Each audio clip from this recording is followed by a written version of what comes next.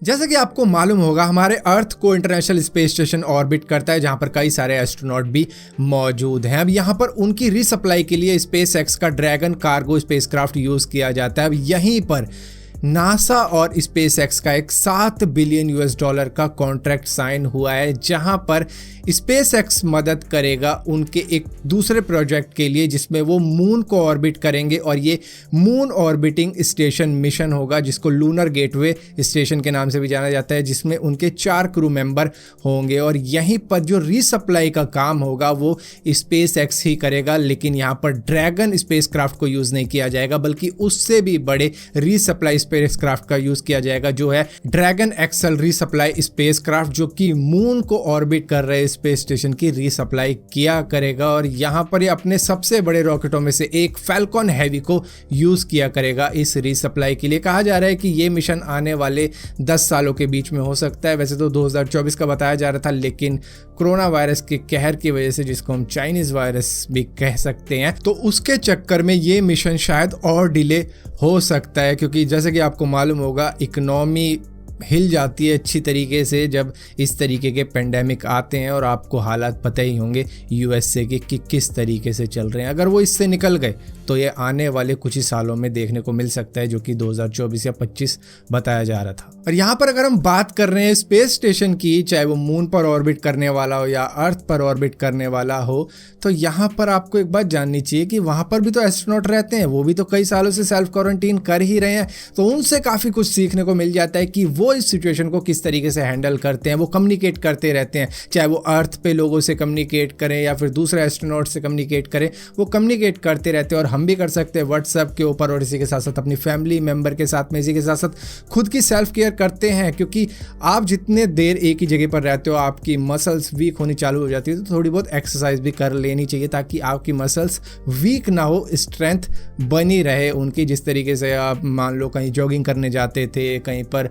कसरत करने जाते थे, या फिर ऑफिस जाते थे, तो आपकी पाँव की तो कसरत हो ही जाती थी चलते चलते। तो इस तरीके के काम आप अपने घर पे भी कर सकते हो, पुशअप वगैरह भी कर सकते हो। तो ये सारी चीज़ें भी करनी बहुत ज़्यादा ज़रूरी होती है, और अपनी टीम केयर करनी बहुत ज़्यादा ज़रूरी होती है। वहाँ पे तो खैर एस्ट्रोनॉट एक दूसरे की केयर करते हैं, लेकिन आप अपनी फैमिली के साथ में, क्योंकि वही आपकी एक टीम है, तो उनकी भी केयर करो, सेवा करो, और इसी के साथ साथ ग्रुप में रहो, ताकि आपका टाइम बड़े आराम से निकल जाए, जिस तरीके से इंटरनेशनल स्पेस स्टेशन पर रहने वाले एस्ट्रोनॉट्स का निकल जाता है। इसरो का एक रॉकेट बनाने का सेक्शन भी है, जिसको VSS के नाम से भी जाना जाता है, यानी कि विक्रम साराभाई स्पेस सेंटर, जहां पर रॉकेट प्रोड्यूस किए जाते हैं हमारे सैटेलाइट वगैरह को स्पेस में पहुंचाने के लिए। लेकिन अब वहां पर काम ये हो रहा है कि वहां पर वेंटिलेटर बनाए जा रहे हैं, ऑक्सीजन कैनिस्टर्स बनाए जा रहे हैं, क्योंकि अभी सिचुएशन हम सभी को ऐसा लग रहा है कि नॉर्मल है इंडिया के अंदर, लेकिन यही गलती इटली ने करी, यही गलती USA ने करी, जहां पर एकदम से ही केसेस इतने सारे आए कि अब वो संभाल भी नहीं पा रहे हैं। अब एक एग्जांपल के तौर पे समझाता हूँ, एक गिलास है, उसमें हम पानी डाले जा रहे हैं, तब वो एक लिमिट पर आ जाएगा कि वो पूरा भर जाएगा, लेकिन फिर भी अगर उसमें पानी डाले जाओगे तो पानी गिरता रहेगा। तो वही सिचुएशन हो गई उनके हॉस्पिटल की, पेशेंट आए जा रहे हैं, अब कैसे संभाले। तो वही सिचुएशन यहाँ इंडिया में ना हो जाए, जिसकी वजह से तैयारी की जा रही है। और इन्होंने इसी के साथ साथ 1000 लीटर सैनिटाइज़र भी तैयार कर दिया है, और इसी के साथ साथ ये हज़ारों वेंटिलेटर तैयार कर रहे हैं, वो भी सिंपल मैनर वाले, ज़्यादा कुछ फैंसी टाइप के नहीं होंगे, जिनको पावर की भी ज़रूरत नहीं होगी। ये इस तरीके से वेंटिलेटर तैयार किए जा रहे हैं। और इसी के साथ साथ कई ऐसे जो नॉर्मल वेंटिलेटर तैयार होते हैं, उन कंपनी से भी बात चल रही है, जहाँ पर वो 1 महीने में 5500 पीसेस भी बना सकते हैं। तो यहाँ पर कई सारी कंपनियों से, गवर्नमेंट की भी बात चल रही है कि वेंटिलेटर तैयार किए जाने चाहिए, क्योंकि सिचुएशन कभी भी ख़राब हो सकती है। क्योंकि सूरत हाल इस तरीके की जब देखने को मिलती है, तो समझ में आता है कि लोग नहीं समझ रहे हैं, और सिचुएशन यहाँ बहुत गंभीर हो सकती है आने वाले वक्त में। सारी दुनिया के लोग अपना टाइम पास घर पर बैठकर कर रहे हैं, जैसा कि उनको कहा गया है लॉकडाउन की सिचुएशन में, जहां पर इंटरनेट उनका काफ़ी ज़्यादा साथ दे रहा है, चाहे बेशक स्लो चल रहा है, लेकिन साथ बहुत दे रहा है। जहां पर लोग नेटफ्लिक्स भी देख रहे हैं, हॉटस्टार भी देख रहे हैं, अमेजॉन प्राइम भी देख रहे हैं, यूट्यूब भी देख रहे हैं, और इनमें से कई सारे प्लेटफॉर्म ने अपनी वीडियो की क्वालिटी को डिग्रेड कर दिया है, ताकि उनके सर्वर पर ज़्यादा लोड ना पड़े, क्योंकि ट्रैफिक एकदम से ही इंक्रीज़ हो गया है। जहाँ पर अगर उन्हें 100% ट्रैफिक मिलता था, तो उसमें 50-60% का और इजाफा हुआ है, जो कि व्हाट्सएप के ऊपर भी हुआ है, जिसकी वजह से उन्होंने अपने स्टेटस का जो लिमिट थी वो कम कर दी है। पहले 30 सेकंड हुआ करती थी, अब उन्होंने 15 सेकंड कर दिए, क्योंकि उनका सर्वर कभी भी इस तरीके से डिज़ाइन नहीं किया गया था कि इतने सारे लोग एकदम से उस पर आके चढ़ जाएं और स्टेटस डालने लग जाए, जिसकी वजह से ओवरलोड की वजह से उन्होंने इसको कम कर दिया। शायद आगे चल के उसको वो फिक्स कर देंगे। और इसी के साथ साथ यहाँ पर दिल्ली के अंदर गूगल मैप का यूज़ किया जा रहा है ताकि लोगों को डायरेक्ट किया जा सके कि कहाँ पर हंगर रिलीफ सेंटर है जहाँ पर आप जाके खाना खा सकते हो, जो कि 2 टाइम का खाना देंगे, दोपहर के वक्त में 12 से 3 बजे तक और इसी के साथ साथ रात के वक्त में 6 से 9 बजे तक वहाँ पे खाना खाया जा सकता है। और इसी के साथ साथ रहने के भी इंतज़ाम किए गए हैं कई सारी जगह पर, जिसको